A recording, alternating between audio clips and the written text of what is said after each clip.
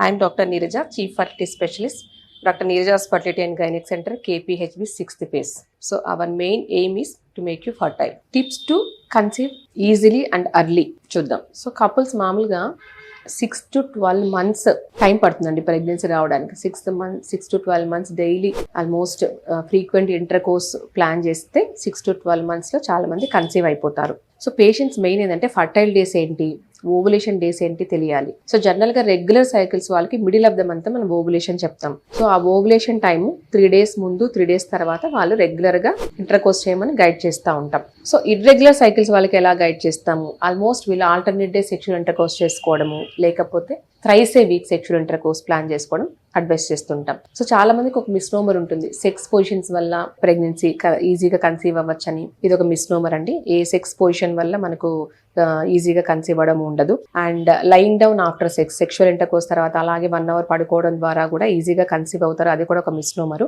And keeping legs up after sexual intercourse, ఇది కూడా ఒక మిస్నోమరు. అండ్ కొంతమంది బాయ్ గర్ల్ ఉంటుంది, ఈ డేస్ లో మనము కలిస్తే బాయ్ వస్తారు, ఈ డేస్ లో కలిస్తే గర్ల్ వస్తారు, అది కూడా ఒక మిస్నోమరు. ఇవన్నీ ఈజీగా కన్సీవ్ అవడానికి ఎట్లా హెల్ప్ చేయవు మనకు.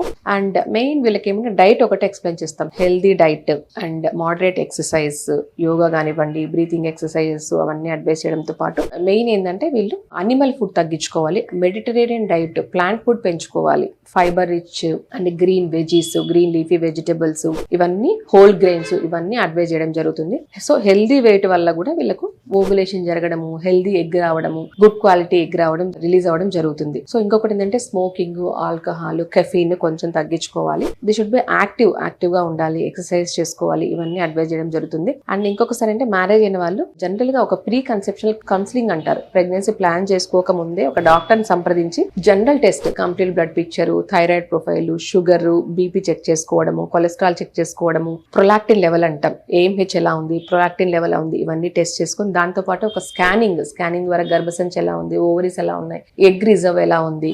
సో వీటితో పాటు మేల్ లో సెమన్ పారామీటర్స్, సెమన్ అనాలిసిస్ ఎలా ఉంది, కౌంట్ ఎలా ఉంది, మార్ఫాలజీ ఎలా ఉంది, ఇవన్నీ గైడ్ చేసుకున్న ద్వారా వాళ్ళు ప్రెగ్నెన్సీ ప్లాన్ చేసుకుంటే చాలా మట్టుకు కాంప్లికేషన్స్ తగ్గుతాయి. అండ్ వీళ్ళు ఒకవేళ ప్రెగ్నెన్సీ ప్లాన్ చేసే ముందే ప్రీనేటల్ వైటమిన్స్ అంటాం, folic acid supplements, vitamin D supplements, folate supplements, ఇవన్నీ కూడా తీసుకుంటే ఆల్మోస్ట్ మనకు ఎగ్ క్వాలిటీ పెరగడము, స్పర్మ్ క్వాలిటీ పెరగడము, అబార్షన్ ఛాన్సెస్ తగ్గడము, ఇలా అన్ని ఉంటాయి. సో వీటితో పాటు స్ట్రెస్ ఎంత తగ్గించుకుంటే అంత మంచిదండి. ఇవి జనరల్ హెల్త్ తో పాటు కూడా ప్రెగ్నెన్సీ రావడానికి కూడా హెల్ప్ చేస్తాయి. Thank you.